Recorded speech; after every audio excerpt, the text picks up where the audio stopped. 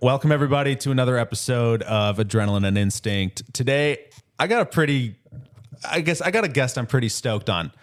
Because Matt, you were one that right when I moved to Idaho, I started watching some of your YouTube videos. Yeah. And it started tipping me off to places to ride. Yep. This was before that big swing in. But ever since then, man, you've blown up on YouTube, which is a huge congratulations. You've also been a massive proponent to the Silver Kings Hard Enduro race. Yep. Which is world renowned at this point. It is. Yeah, that's crazy. You've, man, and you've always been like one of the nicest dudes, just from chatting with and buddies and all of that. So without further ado, everybody, welcome Matt Spears. What is up? Yeah, I remember you shot me a DM on Instagram and you're like, hey, let's go ride. Yeah. I was like, perfect. Let's go. I was like just getting into hard enduro at that point too. Like I had no idea what I was doing. Yeah. But I remember watching your vids and you were kind of doing like some technical stuff, like teaching like how to lug up hills and little stuff like that. And then, dude, Canfield Mountain. I think I ended up seeing you out there on that clapped KTM 300 that you had. Oh, man. Yeah. What did that have for hours on it, man? That was hundreds of hours, hundreds and hundreds of hours with no maintenance. That was kind of the vibe. And then when you got that, was it like rider support from Beta? Yeah. So I was posting the Instagram clips and I was posting the YouTube clips. They weren't getting super views, but in the world of dirt bikes, they were doing all right. Yeah. And I was 17. I had basically no money. I had no future to get a nicer bike because my KTM 300, at one point, it was a nice bike, but I put it through everything. And I was kind of past its prime to where maintenance would have helped. Yeah. Plus, I didn't know how to do maintenance. Dirt bike maintenance, you got to kind of learn how to do it, or you have to have someone teach you. For sure. And none of that was true. I just wanted to ride. So my only hope to get a nicer bike, in my mind, I was like, dang, I need to find a sponsor. But when you're 17, you don't really know how to go about that. I didn't have any sponsors. So I reached out to the president of Beta USA. I shot him an email, Tim Pilge. I shot him an email. I told him what I was doing. I told him what I thought I could do for Beta. And he responded to my astonishment, basically. I couldn't believe when he responded. I thought I was just sending an email into the abyss. He gets back to me. He's like, hey, I kind of like what's going on here. Maybe we could work out a deal. And we worked out a deal. So the original agreement with Beta was a bike every 6 months as a media deal.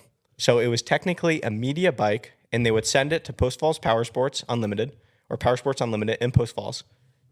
And then I was supposed to ride the bike for 6 months, film videos on it, give it back, and then they would send a different model out so I could repeat it over and over and over again.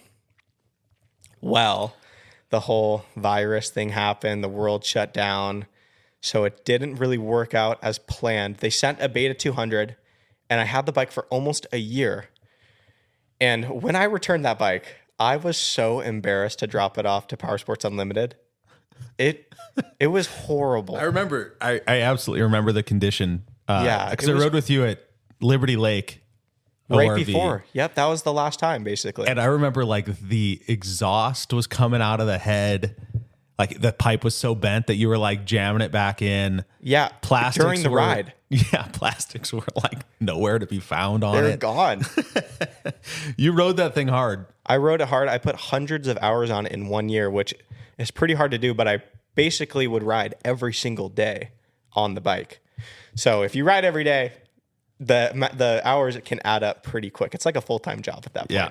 I remember. So I just moved to Post Falls at the time, and Jacob's Ranch. Yeah. That was like, I think the first year they did that race. Oh, that's a perfect sequel to what happens next. Yes. You were there. And I wasn't racing.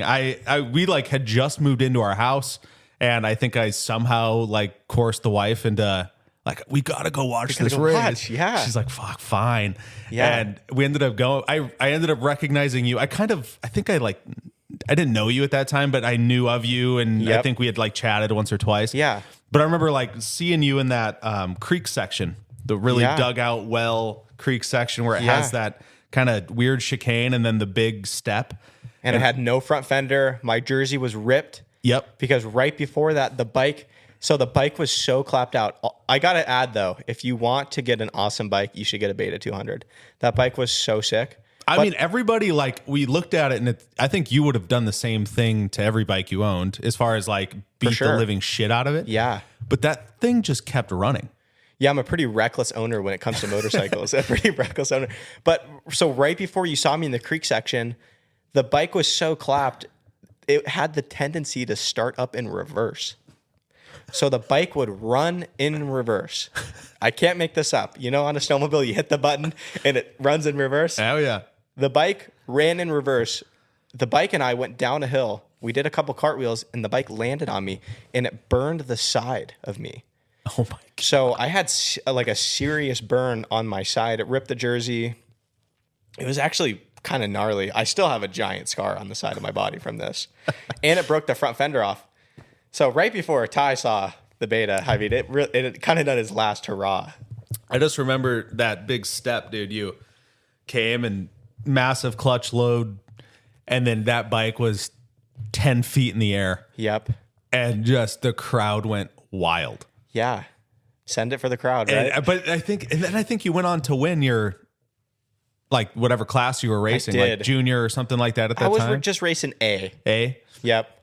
But I remember I was just like, "Dude, what a badass." Yeah, I was just racing A, and I met a crazy guy there named James Stearns at Jackett's Ranch. And little did I know, he would be one of the most influential people in my life. After that, it was crazy. So the race happens. I meet him. We have a brief conversation. He was starting up a motorcycle magazine.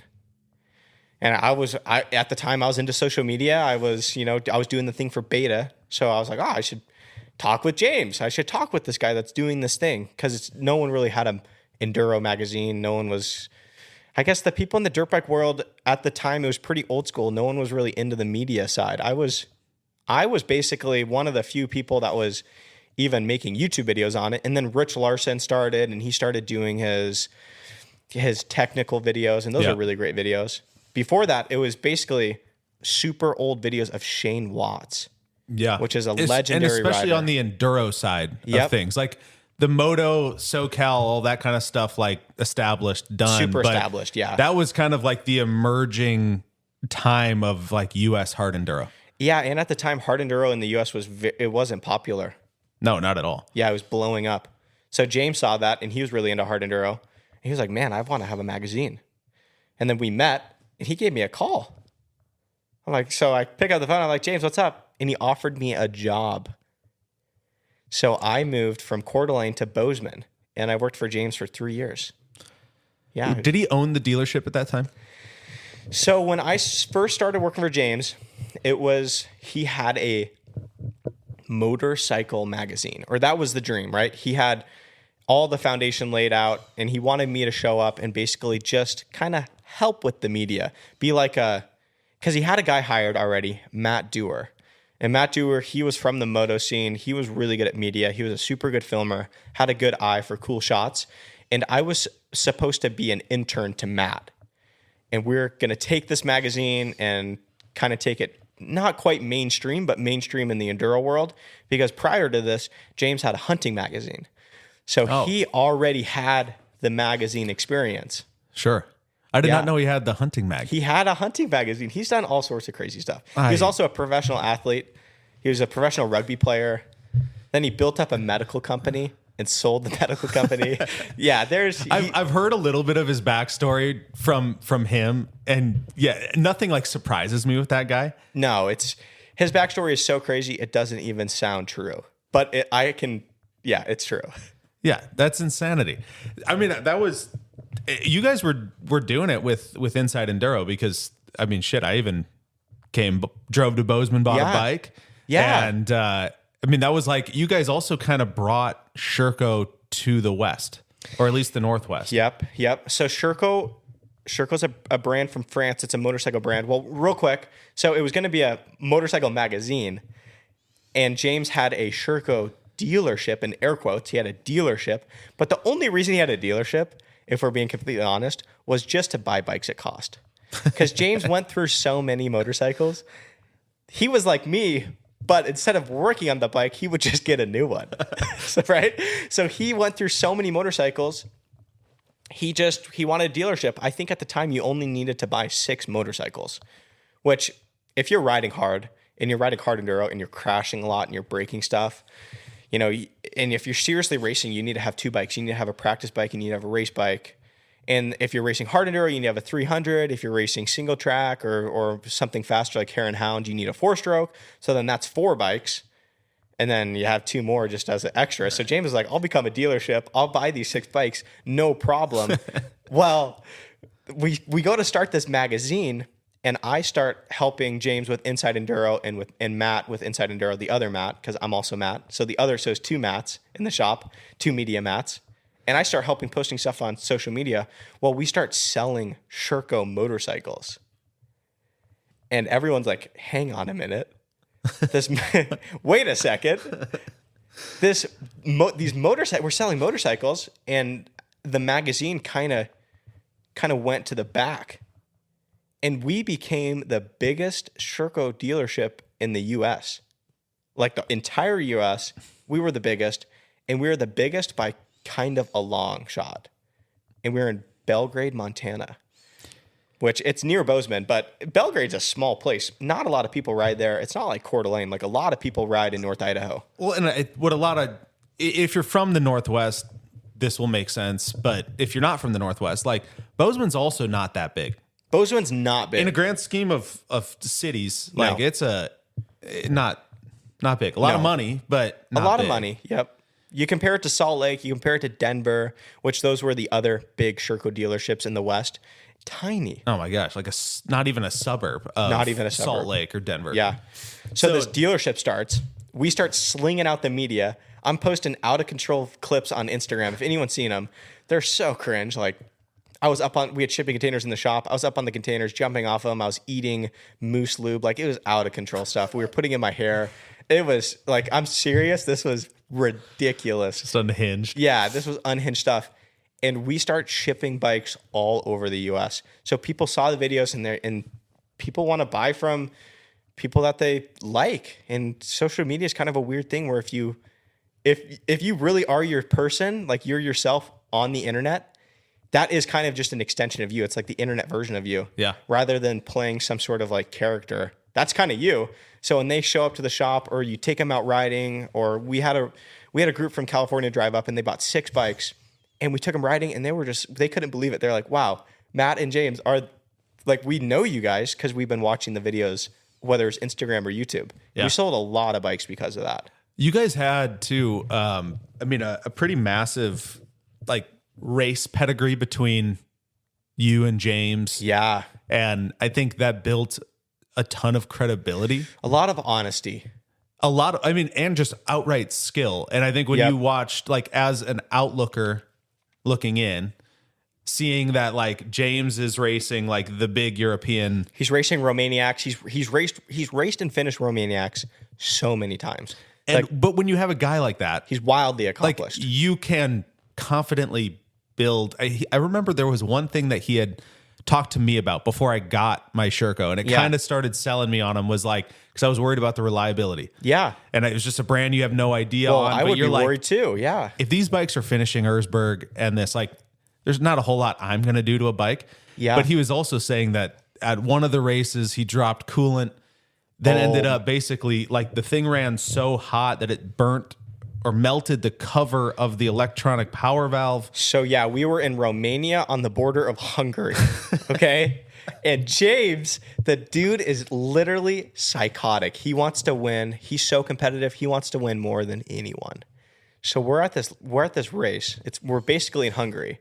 People, like, there's a Romanian dialect and there's a Hungarian dialect. We're in the place where a lot of people didn't really speak Romanian, it seemed. They more spoke the Hungary language, which there's different dialects. I don't quite understand the relationship. There's some battles. I don't understand it. But we're there racing, and James is so competitive. He put a fan. No, what happened is he crashed the bike. He broke the fan, and it blew the fuse. It blew the fan fuse. And a normal person would just stop and add coolant, right? They would just stop and just top the bike off. Well, James did not stop. He rode for like 6 hours that day. And it was a gnarly off-road day. It was day 2. I'm pretty sure it's day 2. It was a gnarly off-road day. And he rode without coolant. He showed up at the finish line. The bike was destroyed. He was destroyed. It sounded like a diesel tractor. I couldn't believe it was running, dude. I literally couldn't believe it. So we went back to Sibiu, which is in Romania, and we started tearing into the bike, and it got so hot, it melted all the plastic around the engine. It got so hot, it melted everything. It melted the power valve cover. It melted the carb boot. It melted all the zip ties that were on the radiator. It was unbelievable. I couldn't even imagine how hot that thing got. And the thing still ran. It didn't run good, but he finished a world hard enduro round. Yeah, he finished a world hard enduro round with a basically blown up Sherco 300. I think that when I hear like that kind of testimony, which your average dealer can't give you. No. They can say some racer this, some racer that, but when James is kind of sitting there like, oh yeah, here's what I put this thing through and it still ran, or I finished it. It's a real story. I was there. I think that's where it kind of comes. We're like, oh shit, okay, these things are actually pretty capable. And then when I bought that bike, a little shout out to Sherco. It was probably one of the best hard enduro bikes I've ever owned. They're great bikes. They're a really good package if you want to ride the gnarly stuff, if you want to try to climb mountains on a motorcycle, if you want to be a billy goat on a bike. Yeah. That's a great bike for it. And that's, at the time, James and I were really into that, both of us, and it made for it was just a really good platform. It was reliable. The parts were easy to get because, we sold so many bikes, we were like, holy cow, we need to provide parts for all these bikes. So we had a crazy parts warehouse. We had an entire shipping container, a full-size shipping container full of parts, and then we had an online store that I set up. And if anyone had problems with that online store, hopefully no one on here comments about it. I'm not an e-commerce expert, but I set it up, and we sold an amazing amount of parts through the website. We kept all the customers happy because the problem with these boutique brands is sometimes they're hard to get parts for. Yeah. Like that's just the way it is. Even with KTM, sometimes KTM is hard to get parts for. I think they were before their whole like conglomerate KTM, Gasser, Husky at every dealership now. Well, even still, some dealerships, they don't, especially if you're in these smaller towns, some of the dealerships don't stock the parts. That's true. I think that's more on the dealership side because they don't want the overhead. They don't want the overhead. It's expensive. Totally is. It's super expensive. I mean, and they're not like fronting parts for free. Like every dealership still has a cost that they are spending and then having to warehouse that part for how long, hoping somebody needs it. When I was in the dealership game, I mean, there really was I was on soft goods, so not even on hard parts. But I mean, shoot, you didn't want an item to sit for months and years because everyone's losing money at that point. Everyone's losing money. And James was so crazy and he cared so much about the customers. He did not care.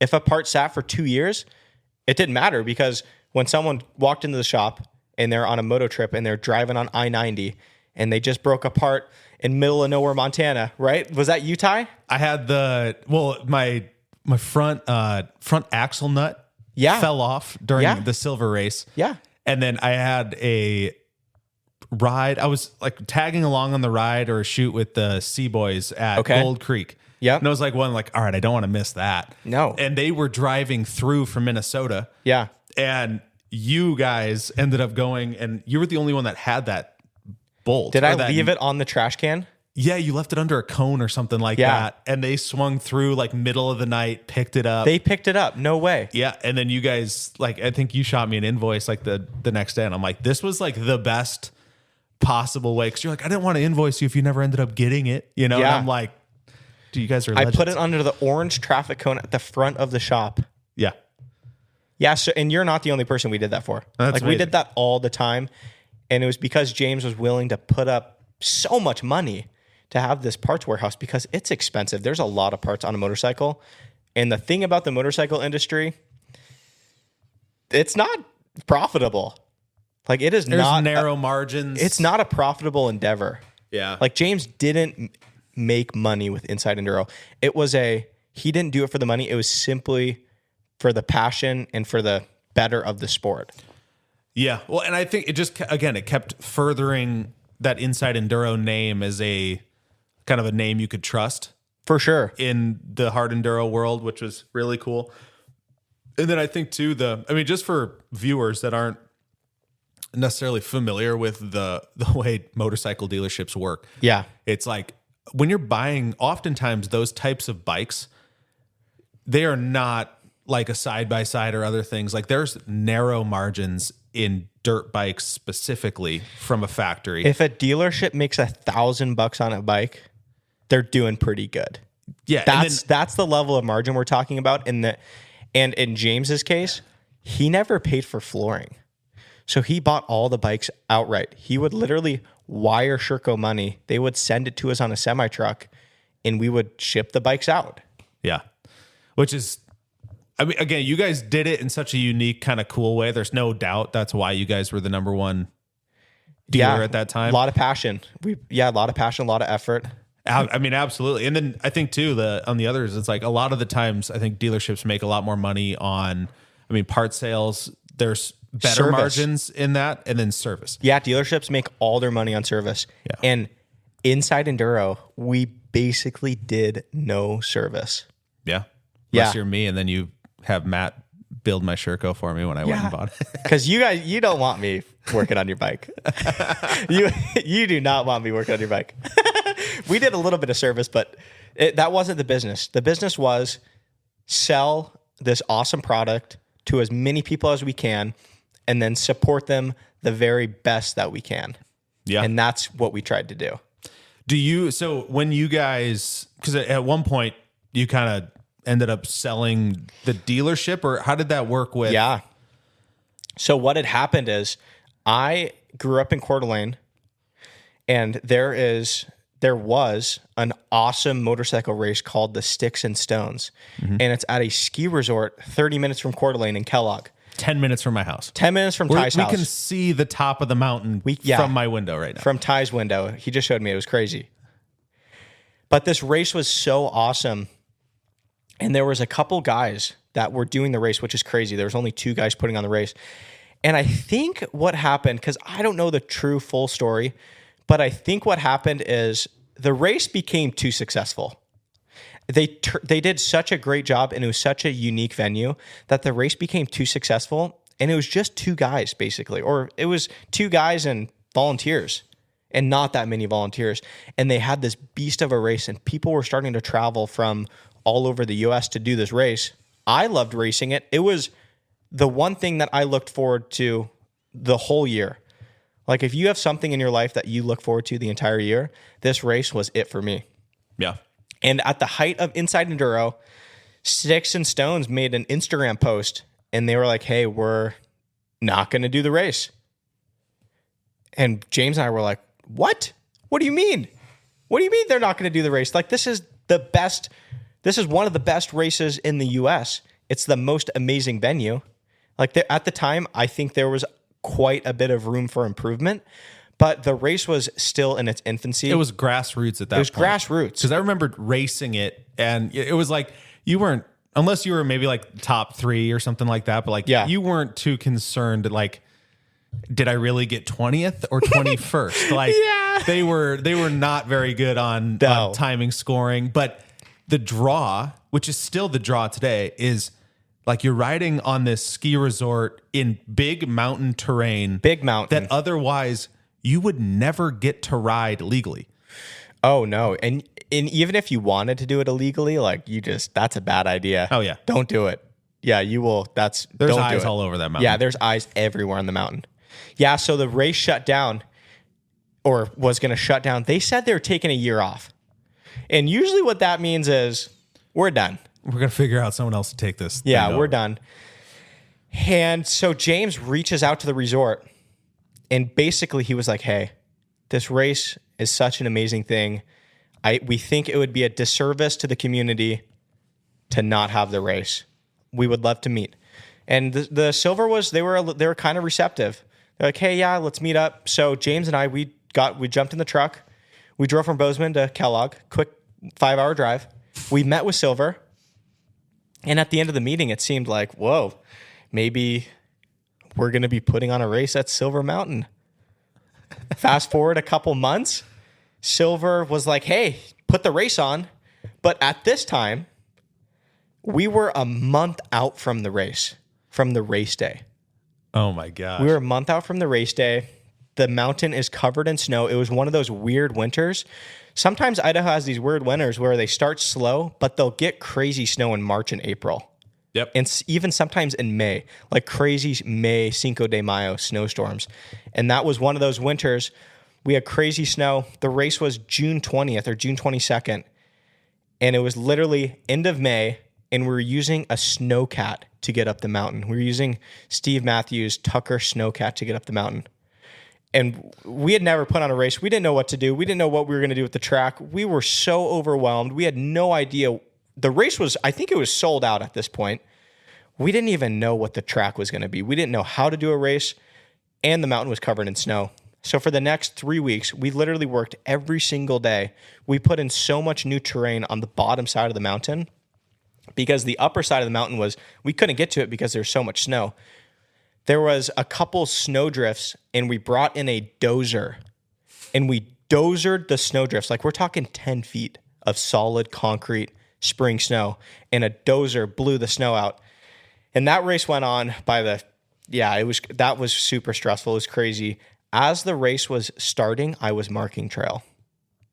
That's how close it was. People don't realize that first year we thought we were prepared, but we were dealt a really, really tough hand with the weather. Yeah. And I'm going to back you up for 1 sec, because I know locally there were some folks that kind of thought you guys came and swooped in under other locals to run that race. No. And no, that not was at one all. where, even whatever the situation was, I think everybody that are legit riders were really looking forward, super stoked to it, because you guys will Inside Enduro, and James and kind of that. And at crew, the time it was Colt Feemster. You guys don't and half-ass Rosemary. shit though. There's nothing James puts his name on that is half baked. No. The dude is the most hardcore. He is so legit. It's insane. He's so legit. A bit intimidating at times. He's so locked in. But the first time I shook his hands, I was like, wow, I'm not a man.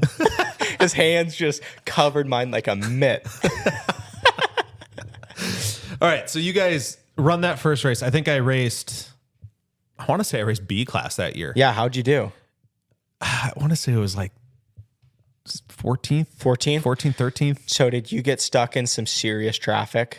No, I was ahead of ahead of the traffic. Ahead of all the traffic. Okay. The only thing that we were mildly bummed by was that it was a 30-minute lap. Yeah. On the first day. Yep. The second day you got more. We did. Yep. So I want to say that one, it was we had kind of the qualifier or something like that, or maybe it was the 30-minute day, and then and then you had 2 off-road days. No, this was before that. Oh, really? You guys had 1 year where you didn't have kind of the full-blown Euro style. Yeah, it was only a 2-day event. It was a 2-day event. That was the first one where you had a month to prep. Yeah. But technically, we had less than a month. But I remember it was and James actually had a really good explanation for it, which was, he was kind of hey, on the B class, C class, kind of the lower, I guess more novice levels. He's I don't want people to come out first year and hate it. Yeah. Not finish. We have a nightmare of a situation. We can make it as hard as we want, but we want everyone to have fun, not just the top 5 guys.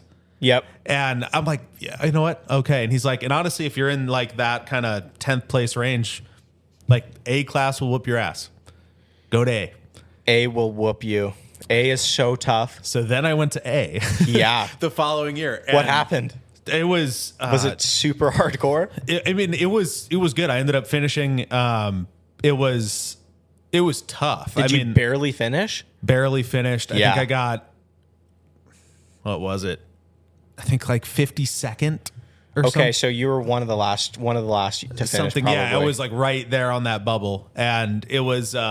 But even that, it was like, all right, this is good. And then and that top, so 50th, that's an awesome finish because you got to imagine that's 50 people not from Idaho. That's 50 people from all over the U.S.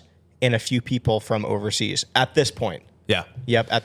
During that year, if that's the second year. Yeah, and I want to say there was 200 guys or something like that, and that a lot, that A class. And it honestly, in a race like that, it is cool to like compete with your fellow dude, but it's like, the goal is to finish. It's a battle for guys against like yourself. Me, where it's like I have a 9-to-5 job. I'm not out there to win races. I'm just out there to like compete and kind of push my limits. For sure. So that was sick, and we got to ride parts of the mountain that we've never seen before, which was extra sick. The second year, we had a little bit more time to prepare, or a lot more time. We worked that fall. James and I, after that race, we were so bummed. We were like, dang, we had no time to prepare for this. Next year, we need to provide a way better experience. Yeah. So we just went full in on Silver Kings. And the next year, it was huge. It went awesome. And there was a lot to improve on. We learned a lot on that. That second year was a really hard learning lesson. There was a lot of things with whether it was organization, whether it was track design, whether it was even just the format. We were still learning. We were developing this format because in the U.S., we were the only multi-day kind of European style hard enduro rally. Race. More of a motorcycle rally, less of a race. It's not a one-day race. It's a multi-day. Cumulative as well. Like it doesn't, not just like you qualify for the last day, that's your result. It's from qualifying all the way through the third day. Yeah. So after that second year, James was like, man, this race, there's something really special here. The dealership at the time was still cranking, or I think it was the second year, but the dealership was still cranking. But Silver Kings was the woman in the red dress, right? It was exciting. It was new. There was so much to learn. There was so much to improve on. And the vision that James had for Silver Kings was giant. And because of that, James sold the dealership in Belgrade to a bigger dealership in Bozeman. Yeah. So they swooped it up. They're more of a snowmobile, a power sports, kind of a one-stop shop dealership. One of those big dealerships you walk into, they've got all the clothing. They've got 10 salesmen, right? They've got a huge floor with all the product, a very nice building. And Inside Enduro was run out of a shop. It was run out of a 100 by 50 shop. Sure. So it was Inside Enduro was, although we were the biggest dealership, our physical footprint was small. The business wasn't service. The business wasn't people in the door. So James sold that business, and then we went full in on Silver Kings. And since then, holy moly, have we learned so much? Have we made so much improvement? And this last year, it felt like it all came together. Well, you also had some of the world's best riders. Yeah, the world's best riders. Over. Yep, it was a world round. Yep, it's a world round. Everyone came from all over the world. We literally had people from everywhere. What is like the metric of success? Because it's not like you guys have had a hard time selling the event out year over year. Interesting. Yeah, that's a very interesting question. So the metric of success with Silver Kings is not the money side, because James, just like Inside Enduro, James is doing Silver Kings. He's not doing it for the money. He's doing it as a passion project. So every single year we've sold out Silver Kings. So it's not like we're going to generate more money, right? We're not going to increase. So there's 500 riders. We're not going to increase it to 1,000 because that would be ridiculous. Even 500 is like borderline too many riders. 500 people, that's a lot of people to have on a mountain racing. The metric to success for Silver Kings, it's more about the community. It's more about how many hotels in Kellogg can we sell out? How many restaurants can we sell out of food? What kind of experience can we provide to people that maybe don't even ride motorcycles? How can we grow the spectator of the race? Yeah. because the actual racing of Silver Kings, it sells out every year. Of course, that is the foundation of the race. We want to keep improving the racing experience, but the Silver Kings, where it's going to go in the future, is more festival-like. We're trying to improve the experience for the spectator. I saw, a couple things. The way that it was routed for pros this year, where they kind of entered in that loop where they're doing consistent laps, you're watching passes. That was the best decision we've made for the race. That was such a cool area and section to watch. And then the other that I think is, which you guys did like a straight rhythm in the style on years past. And then, but it was on the mountain. Yes, it was up on the mountain. And then you did the street rhythm. We did the street rhythm too. Yep. We did the street rhythm, and that was cool. That was fun, but it wasn't big. It wasn't super exciting. You also couldn't, like, your average guy isn't riding that street rhythm course. No, street rhythm is terrifying. So then this year, you guys were able to kind of do what would you call it? Like enduro cross, but I would call it just a city race. Parking lot style. Basically, we brought the mountain to the city instead of the other way around. The one that I think of is like when you, what is it? The one in Calgary. Yeah. Yep. Badland. What is that one called? Yeah, that's one of the races up there, but I don't know if Silver Kings did that first or they did. That one's Red Bull Outliers. Outliers. So it's a Red Bull race, and they do kind of a little bit of a race in Calgary. Yeah, for sure. Which the Calgary's city one. Yep, it's a big city. It's quite a bit different than Silver Kings. Silver Kings is more community based. Very much so. That one, and I know like the Outliers also was kind of like, it's so strict and stringent on who can actually ride that city course. Yeah, and Outliers, it's a very, very, very small race compared to Silver. Yes, it's tiny compared for to you Silver. guys doing whatever you want to call it, the city race, whatever, but having it in that big lot where you didn't have to take it down right away or build it like hours before, you being able to kind of like everyone was able to go walk it, check it out, and then all the racers did it, right? Everyone did it, and the cool thing about that is we were able, to be honest, I had nothing to do with the design of that. People would show me designs and I'd be like, wow, that looks cool. Who came up with that? But the cool thing with that track is for the pros, we would leave it untouched. So they would hit the full-size logs, they would hit the big features, and then for the lower classes, we would add basically ramps or we would put in pallets, and it would take the gnarliness out of the course. Yeah. So even someone on a pit bike could do it because we had pit bike races. Oh, yeah. Yeah, we had people out there on 110s doing it. Yeah, that was a really cool, and me being part of this community, I mean, even so, Kellogg School District, who I work with for my job outside of this stuff, is like, they mention that as one of their biggest like paydays, paying for parking. Oh, yeah. And so like the community now is starting to like look at it as like, it's a great time kind of for the economy. And when else in Kellogg do you have not 500 racers, then you probably have most of them spouses, kids, and then all the spectators that come in. So you're bringing probably thousands of folks to this small mountain town. It's insane. Like we probably don't even have enough restaurants to like keep up with that type of demand. Yeah, because I work with, I have a peek behind the curtains, right? Yeah.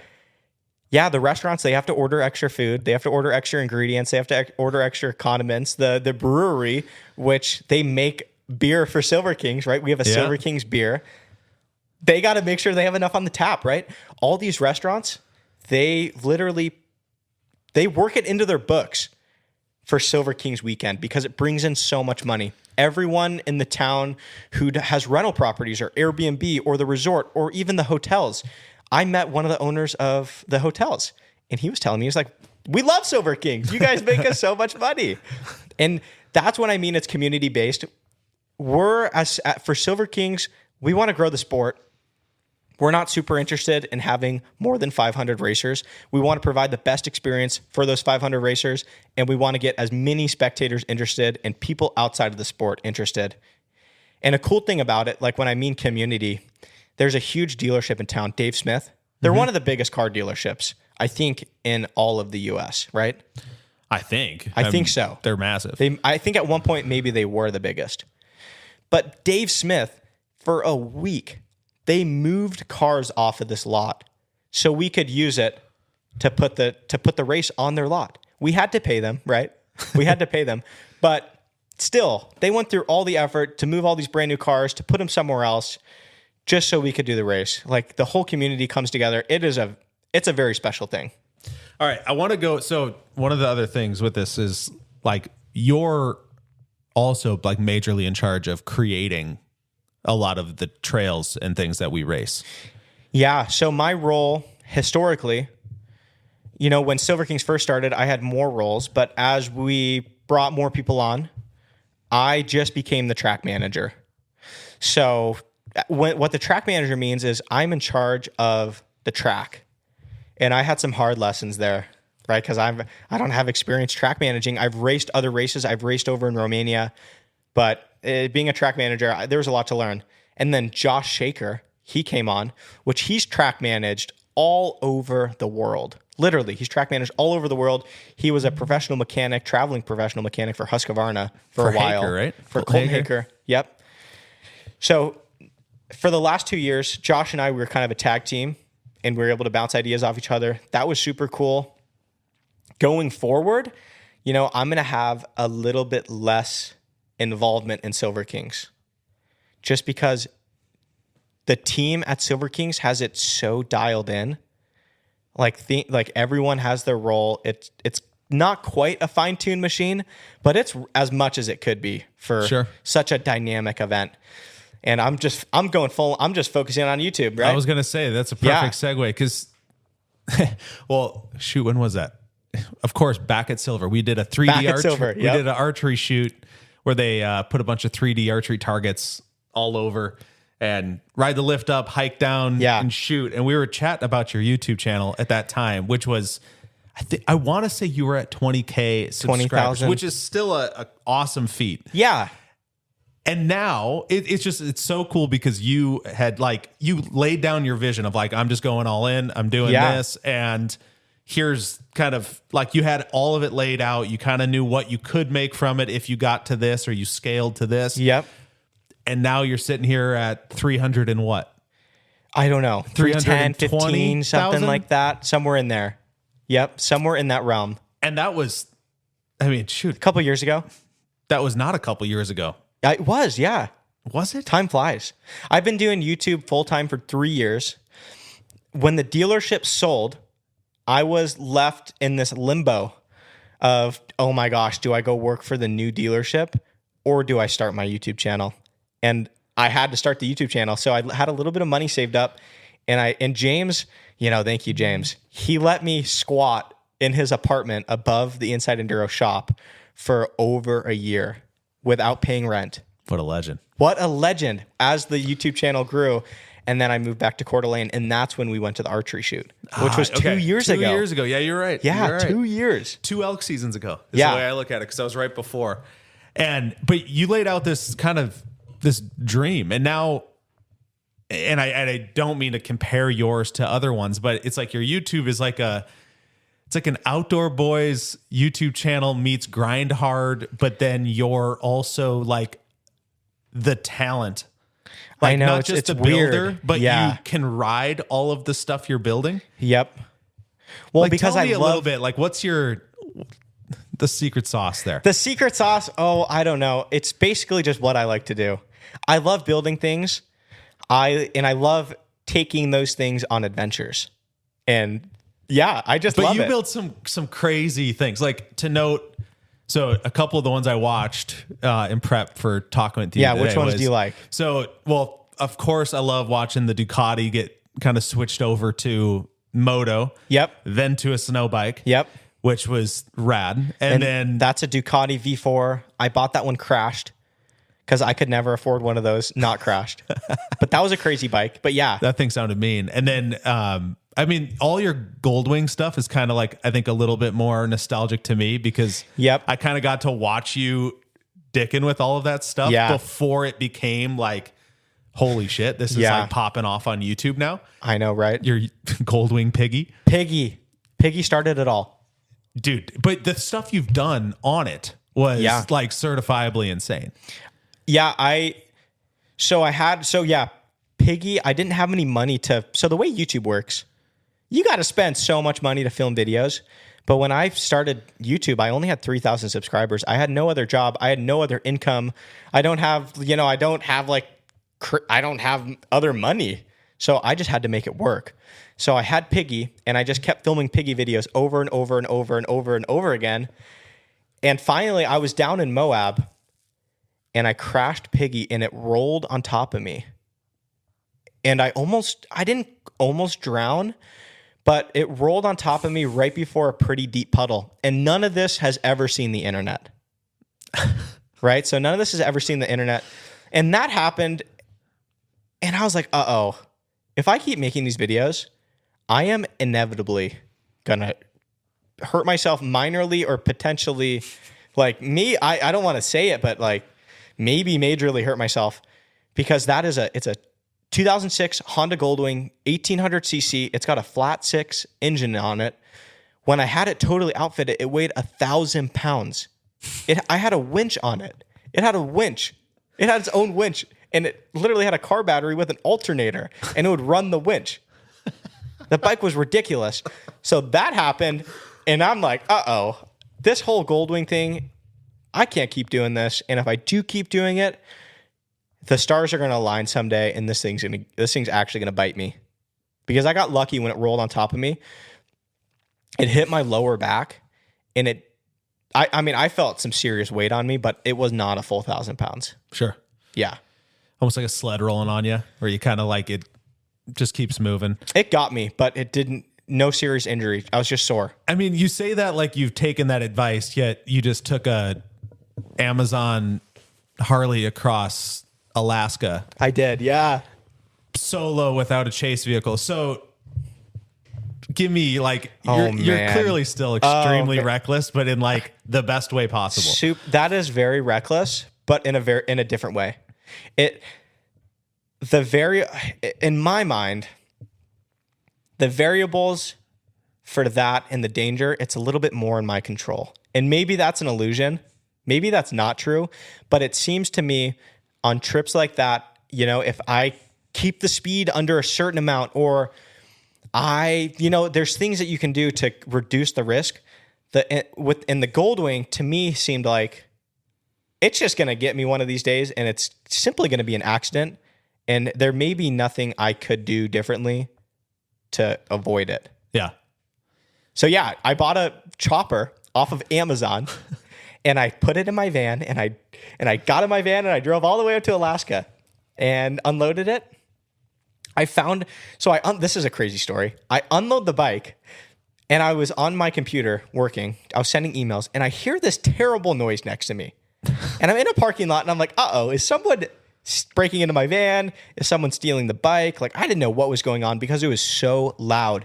So I get out, and there's this kid, and he's working on his Bronco, and he was trying to start it, and the starter was it sounded like you had two cast iron pans and you were slamming them against each other.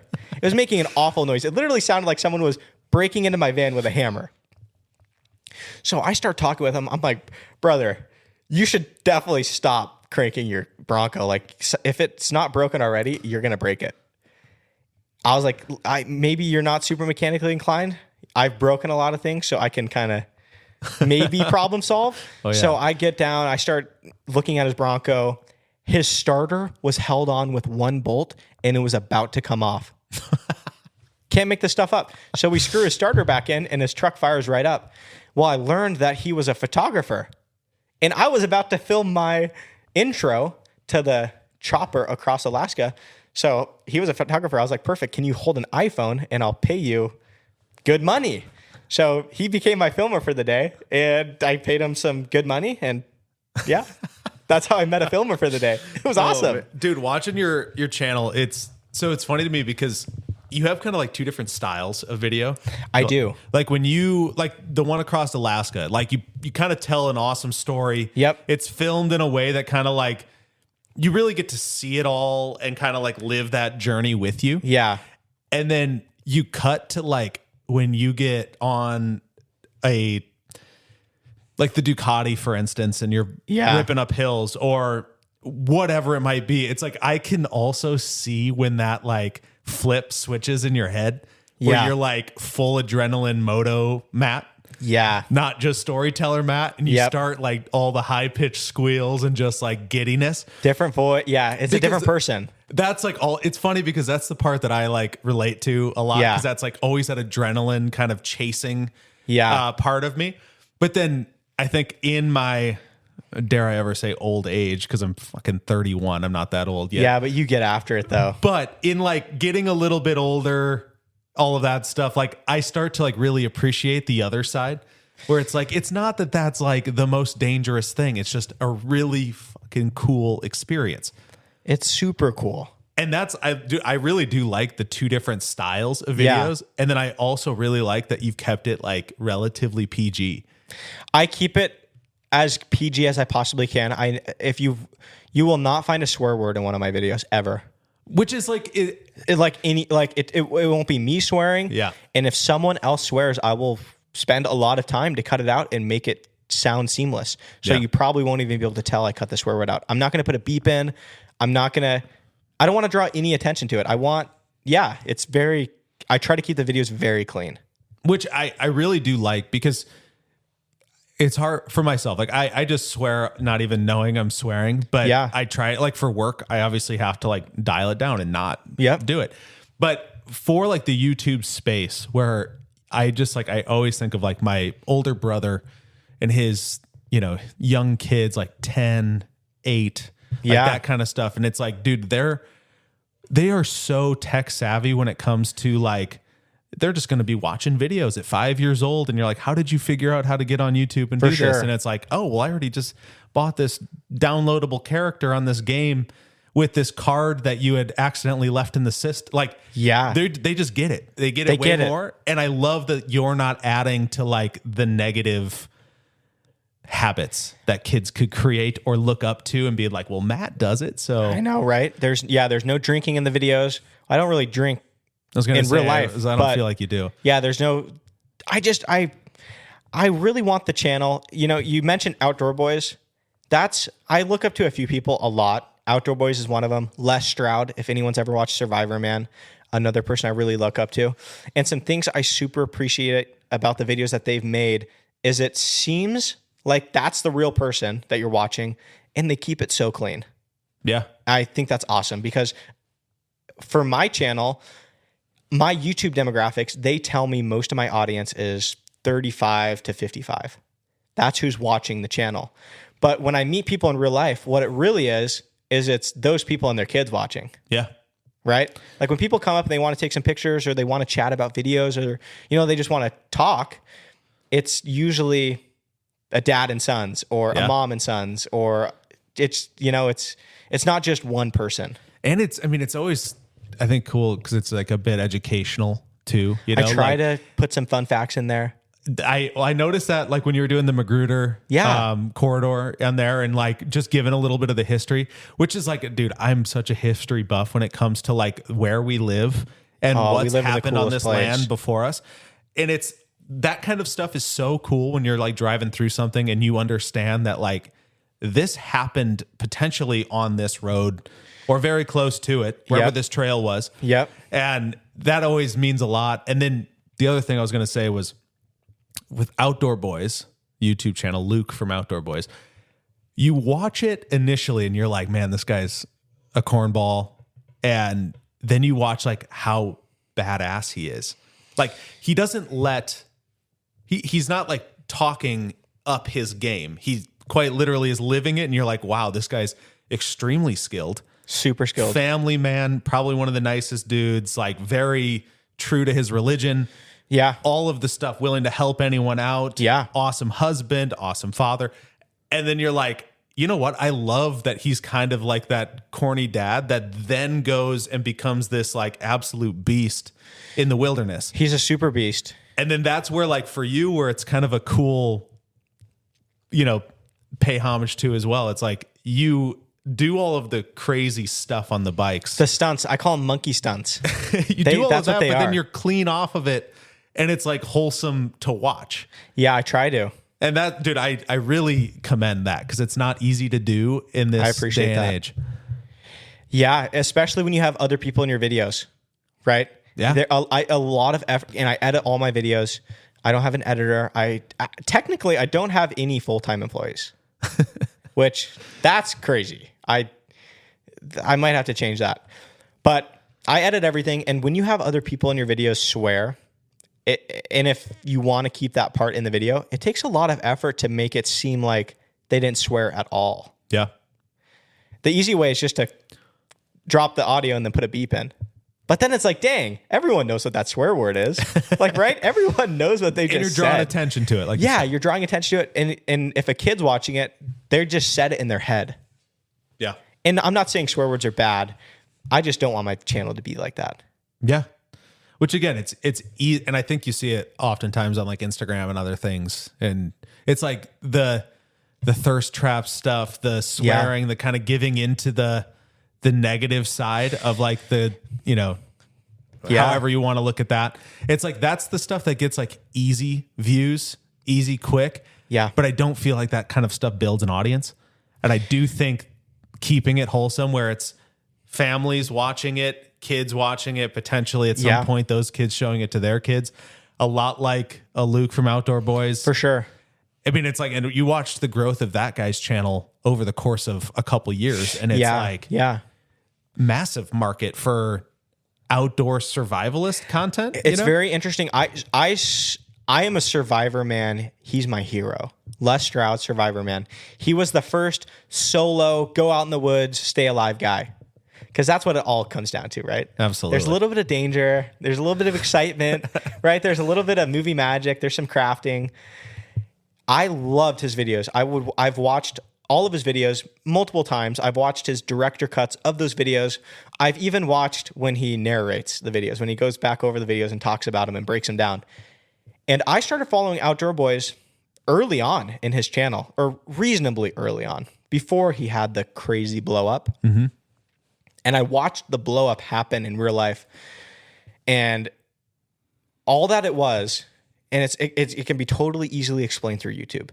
All it was is he had an amazing catalog that was very honest. If you clicked on a video, you knew what you were getting. And what happened through YouTube is he had a couple breakout videos, and the people liked those videos, and they'd watch his older videos. Yeah. And that's literally how Outdoor Boys is Outdoor Boys right now, is he made good videos for so many years. And then at some point he did something really special with, I think specifically it was the snow content that really went crazy. The camping under the snow, that style. Right. And then people watched all of his videos. Which, I mean, shoot, me and my wife actually did, so last winter, like one of our date nights, whatever was, we're like, we've watched a ton of it. Cause usually like in the Saturday morning or something, we'll just like flip it on and then just like go about our morning. But like, if you have a minute, you kind of just like, glance over. Like, what are they doing? Oh, wow, that's a cool thing. Yeah. And then I kept like turning to her and just like, we could build a shelter. Like that looks like kind of fun. Like we should try it. So we ended up going right up the mountains here, and then ended up like doing like, built a shelter, brought some food. No way. And did like a whole night of just like kind of bush camping in the dead of winter. Dude. And it was so much fun. Yeah. But it was only because of watching that did I ever think that would even be fun, And you found out how hard of work it is. Oh my gosh. Yeah. You're not, the whole time you're moving, you're doing stuff, you're feeding a fire, you're getting wood. Yeah. By no means do we like do it like legit, like it doesn't matter. We side by side it. You still do it. Yeah. I brought some dry wood. Like it's fun. Dude, it was like so kind of like wholesome, like just made some good food, spent the night with the wife. Like it was a blast. Yeah. And with the other cool thing, like no booze involved. Like we kind of like took the style of just like clean fun. And yeah, man, it was so cool. But what I hope is that people watching yours, and like, dude, I'm that way where I'm like watching you do kind of cool stuff on an old bike that it's like the barrier to entry to buy an old Goldwing. is low. not crazy, but It's low. like to think about doing like something like the Magruder Corridor, which is like an awesome stretch of road through wilderness. Oh, it's the coolest in the lower 48.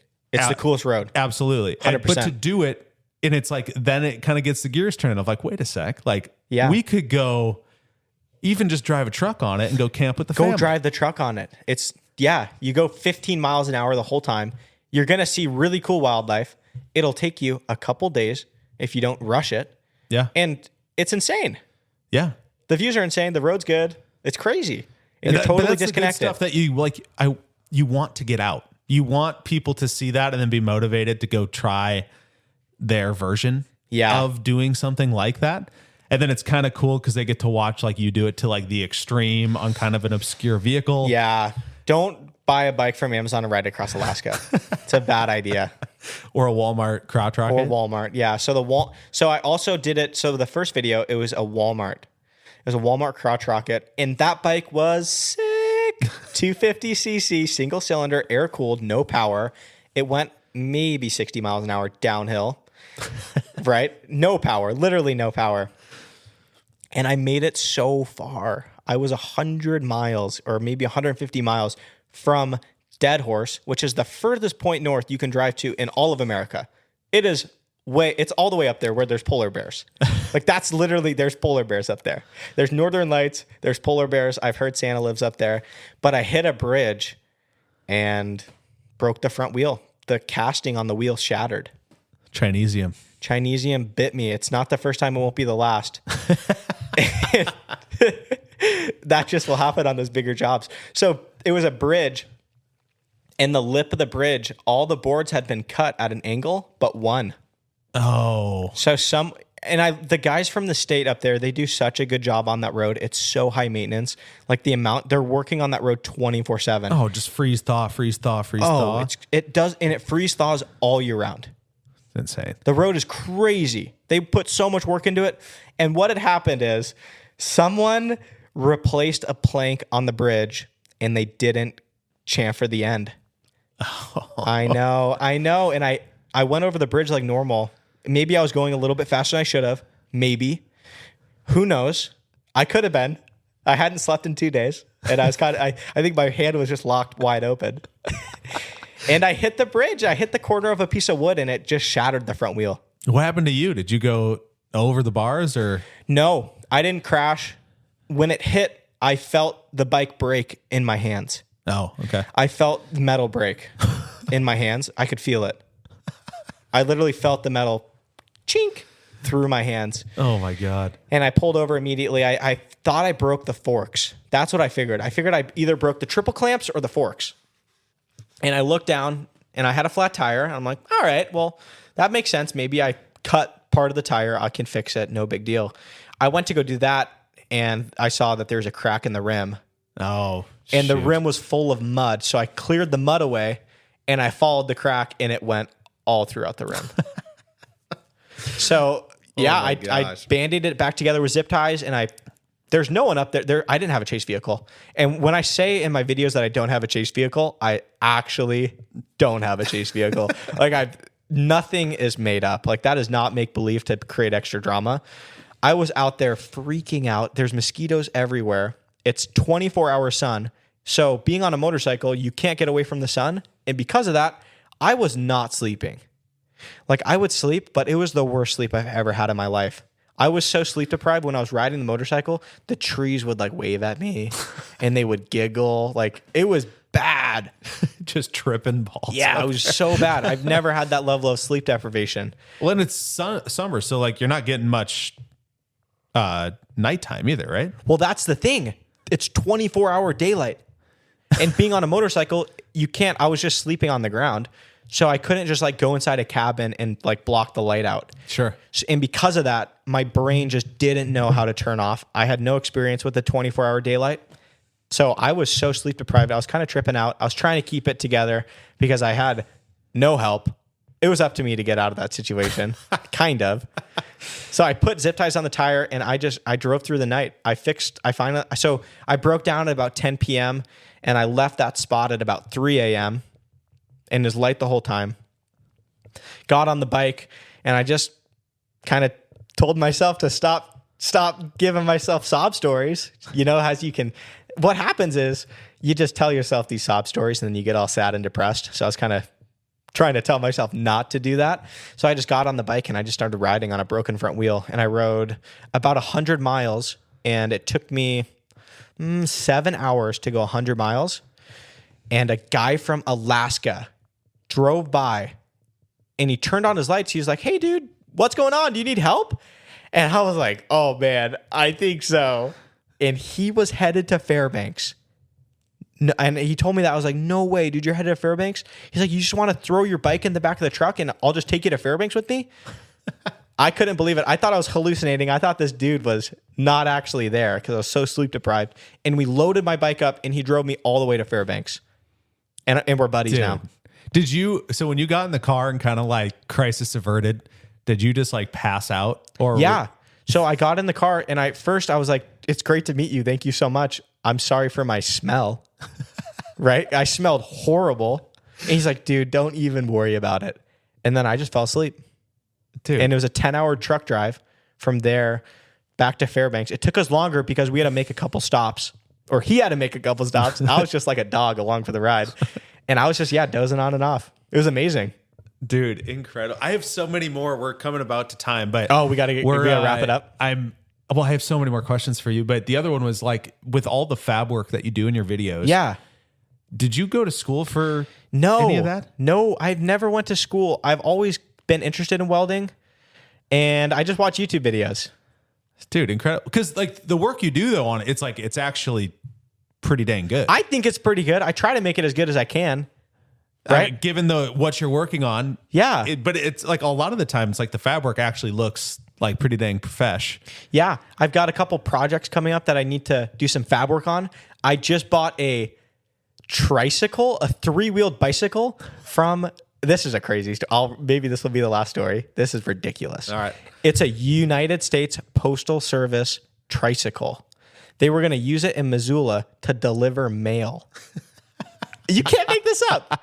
It's an electric pedal assist tricycle. It's got a box on the back. It's super top heavy. I've crashed it already. Like, it is so dangerous, but I'm gonna build up some stuff for that and put it on the railroad, and I'm gonna turn it into a micro camper. Dude, so that's what I'm doing with that. Incredible. Yeah, that's what I'm gonna do with that one. So I'm really excited about it. It still has the lettering on it. I bought it from the company who got the government contract to make it for the USPS, and they were like, "You got to take the stickers off, like all this stuff." And I told them, I was like, "Dude, if you take the stickers off, I'm not gonna buy it." So it's still got all the stickers on it. And I'm excited for that. That's incredible. Yeah. I'm looking forward to it. Your channel's already blown up quite a bit, but I just can't wait to kind of follow what it's going to keep doing. Because if that kind of content keeps coming, I mean, the cool thing is like you're not just pulling guys that love motorcycles in. Right. That's the goal. How do we get the broader outdoor enthusiasts, adventurists on board, which I think you're doing a fantastic job at. I watched that whole kayak video that you had too. Oh, that's the most dangerous thing I've ever done. Dude, that's the most reckless thing I've ever done. I agree with it. 100%. After you told me the little story on like how you had, like, that was your test drive. That was my test drive. I drove it down class 2 plus rapids, which I've got a little bit of whitewater experience, not enough to do that. And it was class 2 plus rapids that were fed by a glacial lake. So just cold as... The water was literally 33 degrees. Oh my gosh. But like an awesome jet-powered kayak that just... It ate it up. It looked like, dude, a little fishing weapon. Yeah. Oh, maybe it not was a fishing in Alaska weapon. On the ocean, but like... Yeah, don't take it in the ocean. But lake-wise? Lake-wise, yeah. I sold it. I listed on Facebook Marketplace when I got back from Alaska. And I was like... Works pretty good. It's got some little dings, right? Because it's got some dings. I can't lie about that. I'm not going to lie about the physical condition, but it did work. It worked good. And I was like, got some cosmetic damage. I took pictures of all the damage. And I got so many messages from people that watched the video. It became overwhelming. So going forward, I think I need to make a fake Facebook Marketplace account if I ever try to sell anything that I've made a video with. And the guy that ended up buying it, he he messaged me on Facebook, and I'm like, hey, if you really want it, you should take it for a test drive. Like, I'll meet you at the lake so you can actually try it out. That way you really know what you're buying. Because I don't want someone to think that it wasn't something it wasn't, right? Yeah. Because all it is, it's got a 6 horsepower Honda, basically lawnmower engine with a jet engine. They're called a Moikai kayak. And they're kind of slow, but they're really fun. And I just wanted to make sure this guy actually knew what he was getting. So he jumps in it, he takes it out, and he's giggling like a little kid. He comes back in, and then he's like, oh, I saw the video. And I'm like, oh no, he saw the video. This is not good. He bought it. Oh my God, dude. That's such good stuff. Man, I can't wait to kind of keep following you. Do you have anything as far as like what's next, what to look out for this coming year? Oh, nothing groundbreaking, I don't think. It's just the same stuff I've been doing. Just grinding. Well, yeah, I just want to keep doing the similar videos. I really enjoy a build video every now and again. I really enjoy the adventure videos, and I'm just going to keep doing that. That's what I like to do. And I have a blast filming it.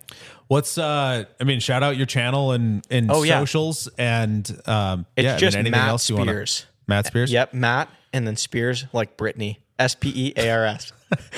and you can find just go anywhere, I guess. If it's on TikTok, there's a bunch of people that are me on TikTok, but none of them are actually me. They're just imposters. So you're not on TikTok? I'm not on TikTok.